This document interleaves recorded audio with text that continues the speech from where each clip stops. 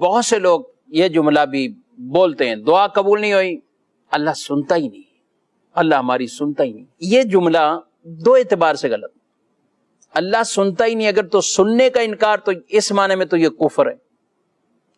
اور اگر دوسرا معنی لیا جائے کہ کوئی یہ سننے سے مراد قبول نہ ہونا، تو مطلقاً یہ کہنا بھی درست نہیں، غلط ہے کہ رب تعالیٰ قبول کرتا ہی نہیں ہے۔ رب تو فرماتا ہے ادعونی استجب لکم، تم دعا مانگو میں تمہاری دعا قبول کروں۔ تو مطلقاً یہ کہنا کہ اللہ دعا قبول کرتا ہی نہیں ہے، یہ خود آیات قرآنیہ کا انکار ہے، تو معنوی طور پر یہ کلمات بھی کفر کی طرف ہے۔ تو لہذا یہ کہنا، ہاں تعویل یہ ممکن ہے، کوئی کہتے ہیں اللہ پاک نے ہماری نہ سنی،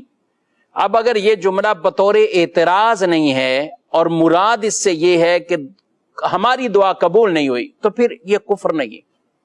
پھر یہ کفر نہیں، لیکن اس طرح کے کلمات ہرگز نہیں بولنے چاہیے۔